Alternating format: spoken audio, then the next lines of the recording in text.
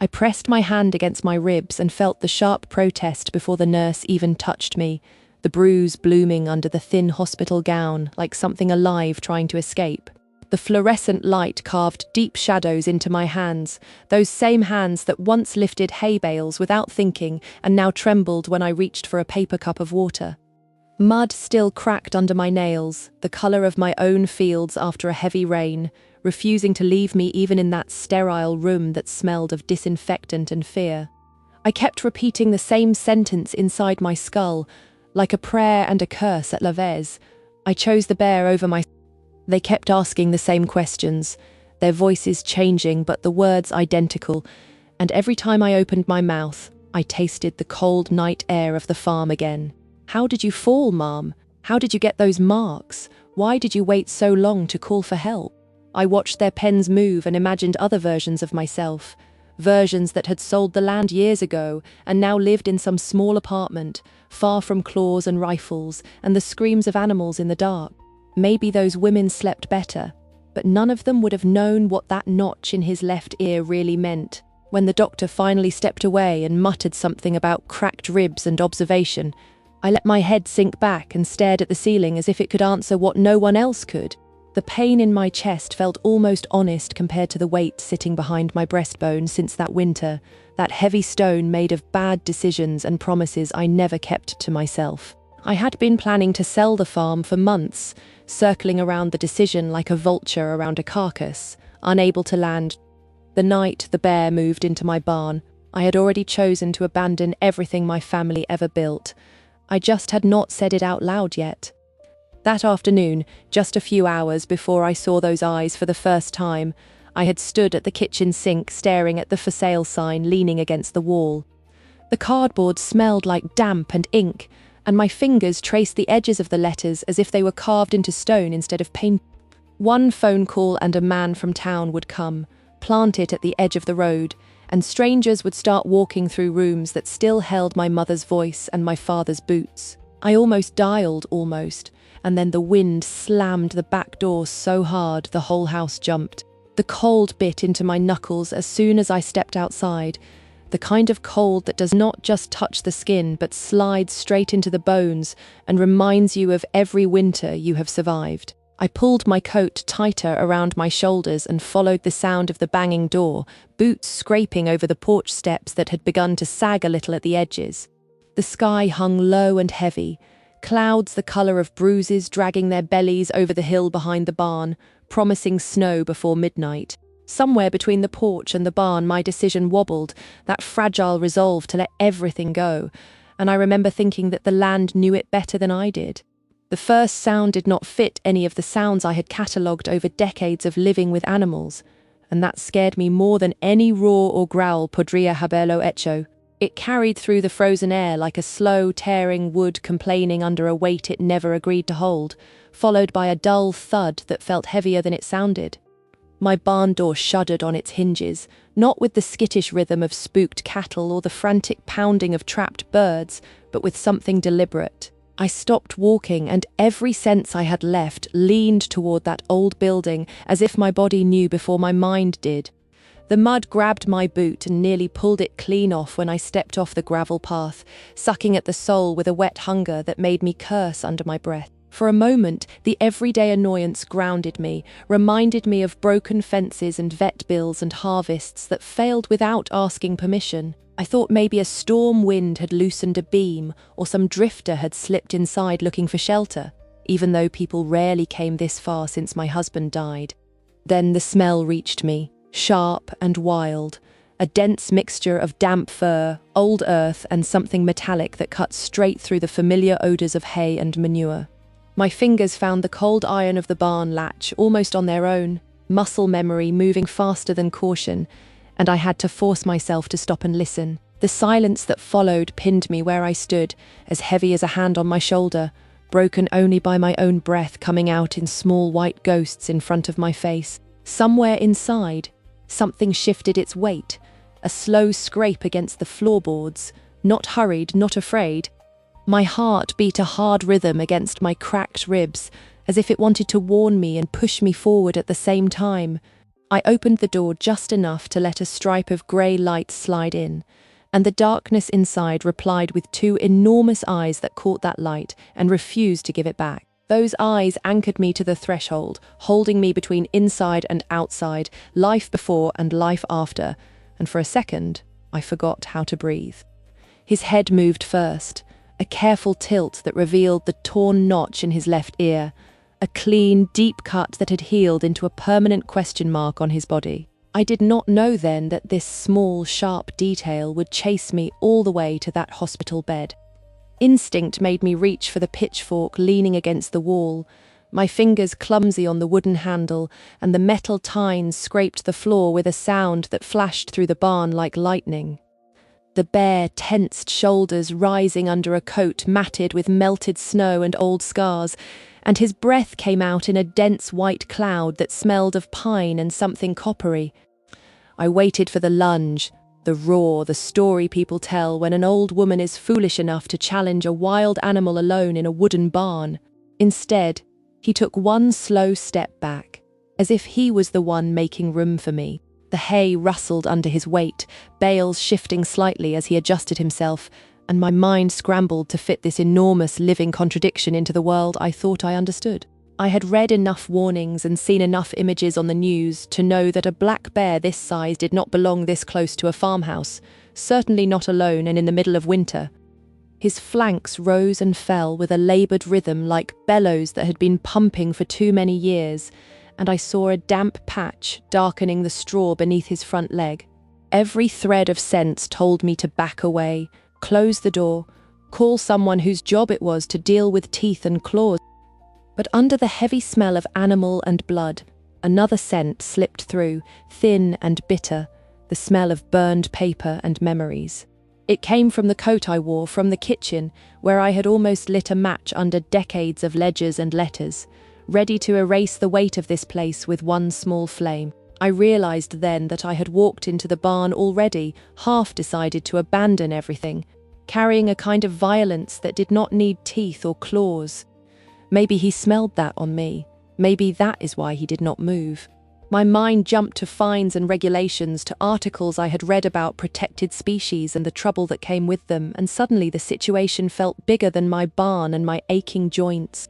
A wild black bear lingering on private land would bring officers and trucks and cameras, people with tranquilizer guns and forms to sign, people who talked louder than they listened. If I called them, the decision to sell, to leave, to surrender would no longer be mine alone.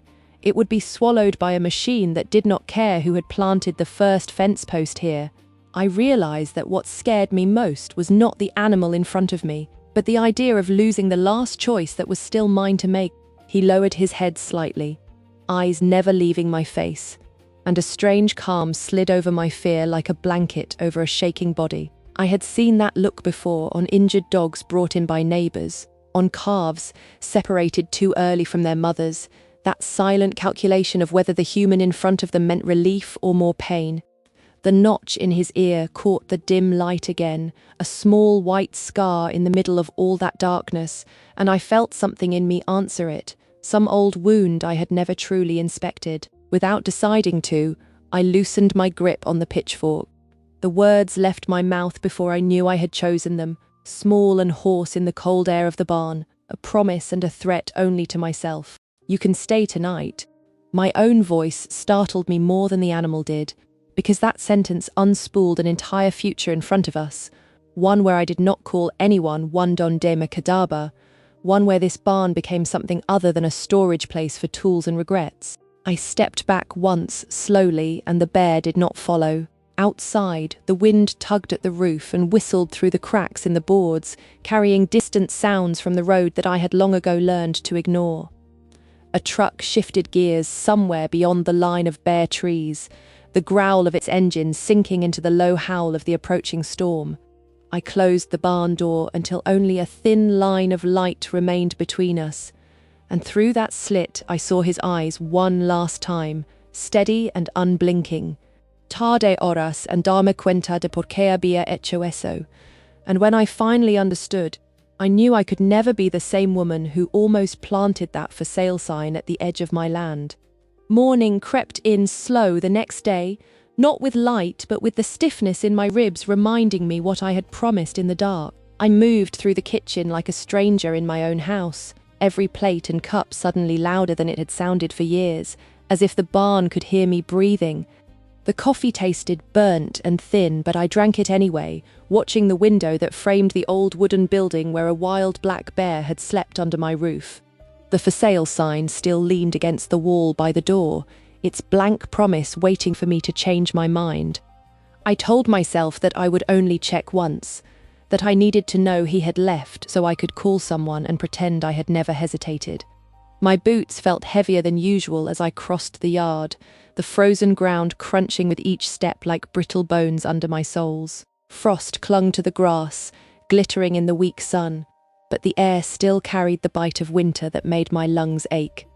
When I reached the barn door, my hand hovered over the latch for a long heartbeat, caught between duty and something that felt disturbingly like curiosity.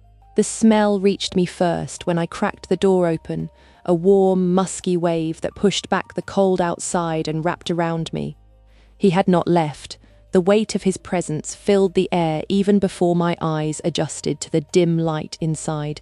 Dust motes turned slowly in the slant of sun cutting through a gap in the roof, drifting over the dark bulk of his body curled in the straw.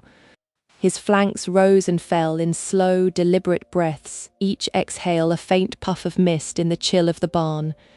I stepped inside, one careful foot at a time, the old boards giving a soft complaint under my weight, and the door thudded gently shut behind me. My fingers brushed the handle of the pitchfork by habit, but I did not pick it up this time. It felt like an insult to reach for a weapon after telling him he could stay. His head lifted a fraction at the sound, black eyes finding mine with unnerving precision, and the scarred notch in his left ear caught the light again. That small, torn edge of flesh seemed to watch me as much as his gaze did, a permanent reminder that he had already survived something I did not yet understand. Days fell into a strange rhythm after that, measured not by clocks or calendars, but by the length of his absence and the way my breath changed when he returned. At first, I left food for him the way one might leave scraps for a stray cat, half expecting the evidence to be gone by morning, half hoping it would remain untouched, so I could claim I had done the sensible thing. A sack of old apples from the cellar, a pan of leftover corn mash, the pieces of bread I used to toss to the chickens. I placed them near the far wall and retreated, heart hammering. By dusk, every offering had disappeared, and the straw where he slept bore the smooth hollow of his weight. I started timing my chores around his movements without meaning to, learning the subtle signs of his coming and going like a language my body remembered before my mind. The low creak of the outer fence, the distant crack of underbrush beyond the tree line, the way the birds fell silent for a breath just before his shadow slid between the trunks. When he went out at night, the barn felt too big, every corner stretched and empty, and I found myself standing in the doorway, listening for his return.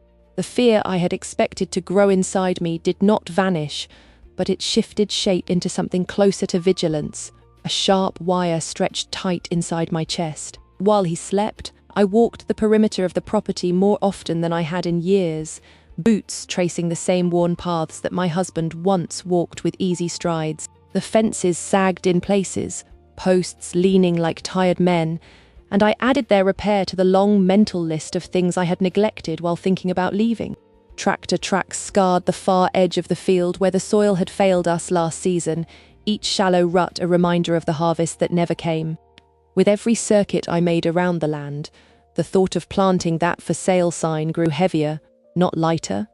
One afternoon, as I hammered a loose nail back into a gate, I heard an unfamiliar sound that did not belong to the animals or the wind. An engine, closer than usual, idled with an impatient growl on the narrow road that curved past my property, stopping and starting like someone undecided. I wiped my hands on my coat and moved toward the noise, staying behind the line of bare trees that shielded the house from view. Through the branches, I caught a glimpse of a dark pickup truck crawling along the road, twin figures inside leaning forward as if searching for something.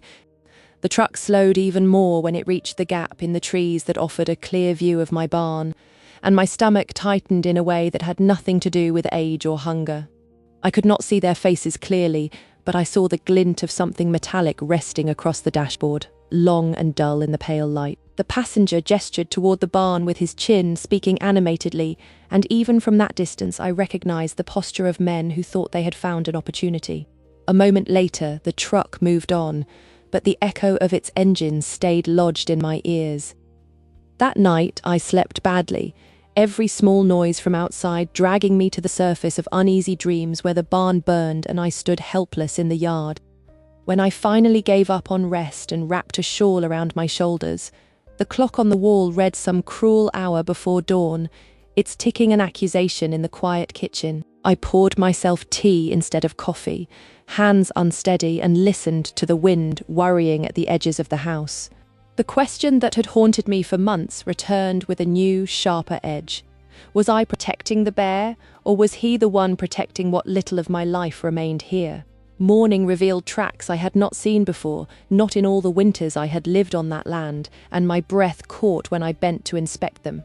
The bear's broad prints pressed into the mud near the back of the barn, each toe and claw crisp in the softened ground where the frost had melted. But threaded through them, lighter and narrower, ran the marks of boot soles, two different patterns overlapping and circling like hesitant wolves. They did not belong to any of my neighbours. I knew their shoes as well as their hands from years of shared work and borrowed tools. The realization crawled up my spine, cold and inevitable, as I followed those footprints toward the tree line where they disappeared into the undergrowth. Someone had been close enough to see the marks on the barn door, close enough to notice the tufts of black fur that clung to the rough boards. Rumours travelled faster than weather in this region, and a bear that felt comfortable in a human's barn was a story appetible for men who valued trophies more than the quiet balance of a valley.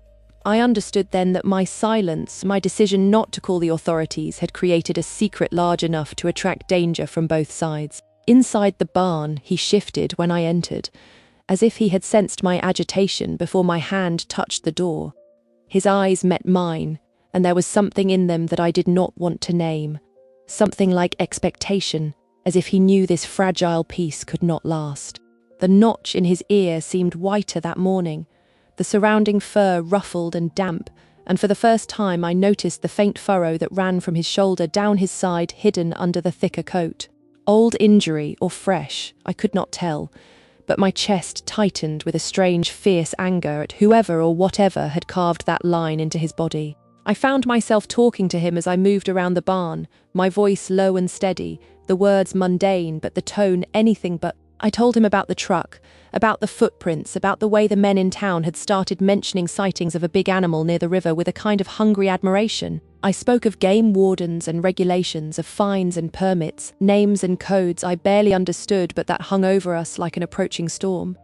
He listened in that way only animals can, eyes fixed, head slightly tilted like every sound mattered. The more I spoke, the more the old guilt stirred beneath the newer fear, that deep, stubborn knot of shame that had nothing to do with bears or hunters. I had almost walked away from this land when it began to demand more than it gave, ready to fold decades of work into a single transaction, because loneliness had started to taste like defeat. My husband had died on these fields, heart burst under an open sky he loved more than any roof, and some part of me had never forgiven the soil for taking him. Sharing the barn with a creature that had no choice but to survive here forced me to confront how easily I had considered leaving. In the evenings, as the sun bled out behind the hills and the temperature dropped fast, I sat on an overturned bucket just inside the barn door and watched him breathe. The rhythm of his chest rose and fell like a slow tide, unhurried but relentless, and the barn that once held only tools and hay now felt like a sanctuary built for two exiles. Sometimes his gaze slid past me toward the open gap above the door, where the sky showed a narrow strip of fading colour, and I wondered what he saw there that I could not. The silence between us grew thick, not oppressive, filled with questions neither of us could answer in any language. On the third week, the truck did not just pass by, it stopped again, this time closer, the crunch of tyres on gravel loud enough to echo through the yard and into my bones. I froze halfway between the house and the barn, a pail of feed in my hand, the chickens scattering at my sudden stillness as if they too sensed the change in the air. Voices drifted over the fence, laughing at first, then dropping low, the cadence of men negotiating something they had already decided they would take. Without thinking, I set the pail down and moved toward the barn, ribs protesting with every step but urgency drowning out the pain. What I found when I slipped inside and turned to close the door behind me was not in any handbook or brochure about farm safety or wildlife management. He had risen to his full height, shoulders broad enough to erase half the wall behind him, eyes burning with an alertness I had not seen before, as if he had been waiting for this exact sound, for a heartbeat. Fear fled bright and pure, reminding me that I shared space with an animal who could snap my bones as easily as dry twigs. Then he lifted his head toward the distant murmur of engines and men, and in that gesture I saw something I could only describe as recognition. The voices outside the barn sharpened as if the wooden walls thinned with every word they spoke, each laugh and low command slipping between the boards like cold air. My ribs screamed when I pressed my back against the door, forcing myself to breathe quietly, while the bear beside me shifted his weight with slow, deliberate movements. The air inside vibrated with a tension that did not belong to one species or another. It felt ancient, older than fence lines and property deeds, older than my grief. For a moment I thought of the hospital room I would wake up in later, the white light and metal railings, and how none of those men would ever understand why I had chosen to stand where I stood. Through the narrow gaps in the wood I saw flashes of colour and motion, fragments of men moving with the casual confidence of those who believe the land owes them something. A dark sleeve, a gloved hand adjusting the strap of a rifle, the dull shine of a thermos as someone took a drink and chuckled at a joke I could not hear. The truck's engine finally fell silent, leaving a deeper quiet in its wake, the kind that makes every subsequent noise sound like a threat. Gravel crunched under heavy boots as they approached, and one of them whistled low, an ugly sound that slid under my skin. I knew in the dry and practical part of my mind that had always balanced checkbooks and seed orders that all I had to do was open the door, step outside and say nothing. I could pretend surprise, feign ignorance, let them see the tracks and the tufts of fur and whatever their restless eyes were hunting for. They would handle it, as people like that always claimed they would, and by evening the valley would be quieter, the barn emptier, my life smaller but safer. The for sale sign would finally find its place at the edge of the road, and the world would call that outcome reasonable. Instead, I moved deeper into the barn, fingers brushing rough wood as I walked, the bear's gaze following me with a stillness that felt like a question. His body seemed to absorb the little light that filtered in, turning him into a solid chunk of living night, but his eyes remained bright, fixed, and unafraid. The notch in his left ear gleamed pale in the dimness, a small torn crescent that had haunted my thoughts for weeks without explanation. As I looked at it now, with men and guns and consequences on the other side of the wall, something inside me clicked into place like a bolt sliding home. Their first knock on the barn door was not polite. It rattled the hinges and sent a shudder through the frame that echoed in my ribs. "Ma'am, you in there?" One of them called out, voice confident, almost friendly, flattening my name and my history into a single shallow syllable that did not fit me at all. Another voice followed, lower and impatient, mentioning sightings, livestock, danger, the usual words men like that polished to justify what they already wanted to do. I swallowed, tasted the dust of the barn and the metallic tang of my own fear, and chose to lie. I opened the door just enough to show my face, keeping my body wedged in the gap like another plank nailed across the entrance. Two men stood a few yards away, silhouettes against the grey sky, both wrapped in heavy coats that tried and failed to hide the lines of their rifles. Their eyes swept over me and the barn behind like they were cataloguing assets, calculating angles, measuring how much resistance my old bones could offer. One of them smiled, a thin, sharp thing that never reached his eyes, and I understood that I had seen his boot prints in the mud. They talked fast, piling reasons on top of each other, the way salesmen stack promises, their words tripping over concern and landing on entitlement. They had heard about a big black bear near my fields, they said, an aggressive one, the kind that could snap a cow in half or drag a child off a porch, even though no such stories had happened here.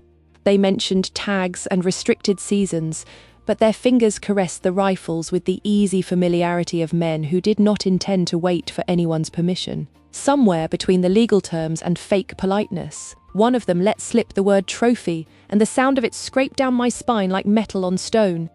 I told them I had seen nothing, that the only tracks around here belonged to my own boots and the few stray deer that ventured close to my fields. My voice came out steady, calmer than I felt, and that surprised me. It sounded like the voice I used with bankers and insurance men after my husband died, I said. The valley had always been quiet, that any bear smart enough to survive this long would keep to the river and the higher slopes, far from the barn where I stored my feed. The lie slid out smoother than truth would have, because I needed them to believe that there was nothing here worth their time. They did not buy it completely, but they did not walk away either, caught in that space where suspicion and laziness wrestled for control.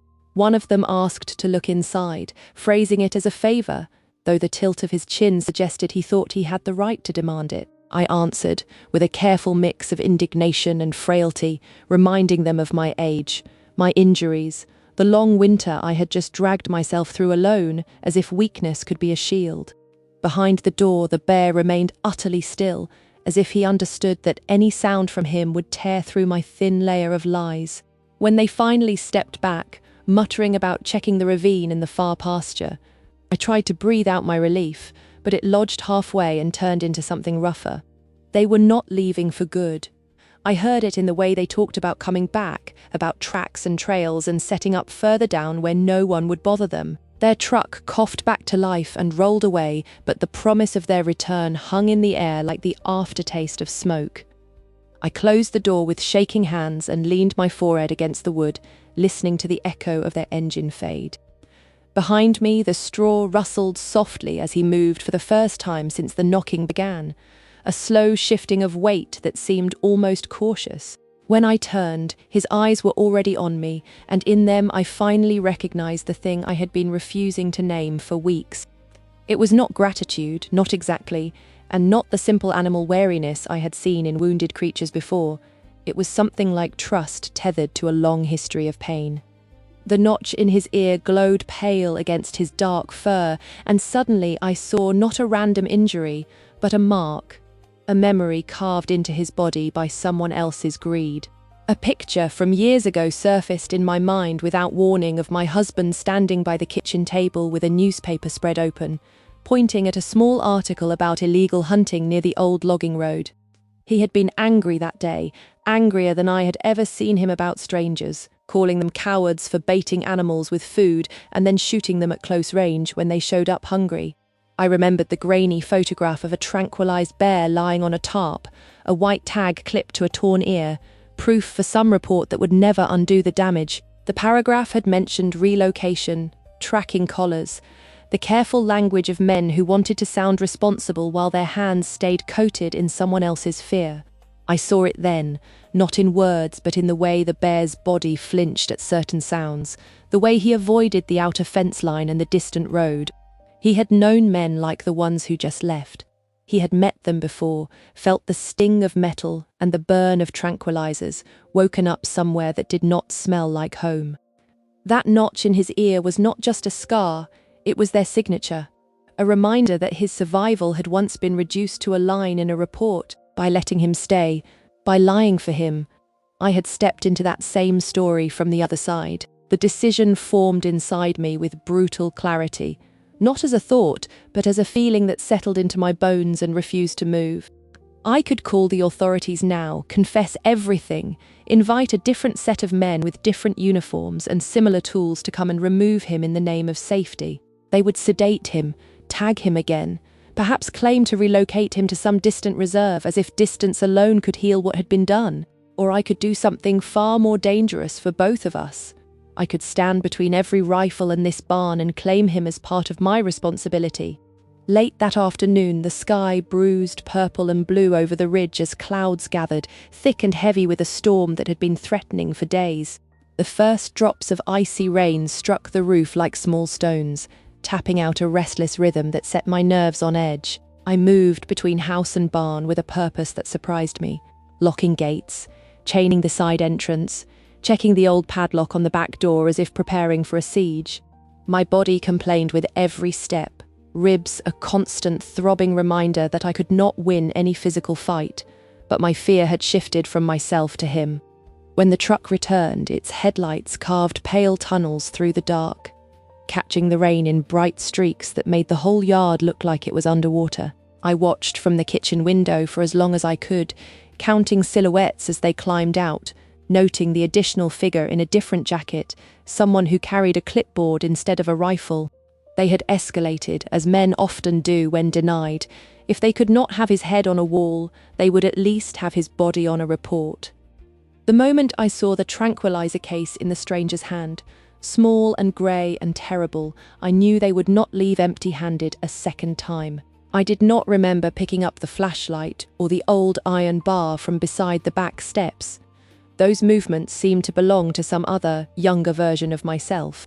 The mud grabbed for my boots as I crossed the yard, the rain turning the ground slick and treacherous, and more than once I slipped and caught myself on the fence, pain flaring bright along my side. Voices rose near the barn, sharper now, no more disguised by false politeness. They spoke of warrants, of nuisance wildlife, of liability, words that turned my farm into a problem to be solved. My heart hammered, not from the run, but from the knowledge that whatever I did next would change more than one life. I reached the barn just as they swung the door open without knocking this time, beams of their flashlights spearing into the darkness like accusations. He reacted faster than any of us, surging to his feet with a roar that shook the air, his massive form blocking half the interior from view. The men shouted, weapons rising, one stumbling back as the sheer size of him erased whatever bravado he had carried in. In that chaos, with the storm pounding on the roof and light slicing through dust and breath, I did the only thing that made sense to the person I had become beside this animal. I stepped between them and him, arm outstretched, palm open, my voice tearing itself from my lungs in a wordless sound that somehow made them freeze for a second. The barrel of a tranquilizer rifle swung toward my chest instead of his, the man behind it cursing as he tried to adjust his aim without hitting me. Someone grabbed for my shoulder to drag me aside, fingers digging in hard, and the sudden jerk sent me stumbling on the slick, straw-covered floor. My ribs met the edge of a wooden beam with brutal precision, and white pain exploded through my body as something gave way inside. The world fractured into fragments after that. The sharp smell of the tranq dart as it flew past my ear, the thunder of heavy paws on wood, the crack of a rifle butt hitting the floor, the startled scream of a man who had never expected to feel fear like this. I saw through a haze of pain the bear pivot away from the open door instead of toward it, placing his body not in the path of escape but between me and the men. His roar filled the barn again, not mindless rage but a warning that vibrated in my bones, holding them at bay for one impossible moment. It struck me, even as darkness crept in from the edges of my vision, that he was doing for me what I had tried to do for him. When I woke in the hospital, wrapped in white sheets that smelled nothing like hay or rain, the first thing I did was reach for my ribs, half expecting to feel his fur instead. Voices floated around me, muffled by morphine and exhaustion, words like lucky and fracture and close call dripping into my awareness without settling. Someone mentioned the bear, asked if I knew that he had disappeared into the storm after they backed off, that no one had been able to track him once he reached the tree line. I closed my eyes and saw with painful clarity the pale notch in his ear disappearing into the dark, a small white crescent that had led him to my barn and then back to whatever life waited beyond my fences. Days later, when they discharged me with a packet of instructions and a list of movements I should avoid, I returned to the farm with movements that did not fully belong to me yet. The for sale sign still leaned against the wall, gathering dust, its corners curling, as if the house itself had begun to reject the idea of leaving. I walked to the barn slowly, each step measured, my breath shallow but steady, and opened the door with a care that felt almost ceremonial. The inside smelled of straw and old wood, and a faint, fading trace of wildness, and in the dust near his usual place lay a single black hair and a tiny flake of dried skin from his torn ear, like a signature left just for me. I understood then what had taken me so long to see, the thing that finally changed the shape of the guilt I carried. I had not protected him because I was lonely or stubborn or reckless. I had protected him because he had shown me, in his refusal to abandon this rough shelter, what it meant to stay when leaving would be easier. He had returned every night to a place marked by his pain, trusting it again, despite what had been done to him, just as I had returned to fields that had taken my husband and years of my strength. The bear had been my mirror, his scarred ear reflecting the torn places in my own heart, and by choosing him I had finally chosen myself. I never planted the for sale sign at the edge of the road. Instead, I burned it one quiet evening behind the barn, watching the cardboard curl and blacken and collapse into embers that floated briefly before the wind carried them away. The land around me did not change overnight. The fences still leaned and the winters still bit hard, but the way I walked it shifted. My steps felt claimed, not borrowed. And sometimes when the wind slid down from the ridge just right, I could almost hear heavy paws moving through the undergrowth beyond the tree line, a silent promise that neither of us had truly left the other behind.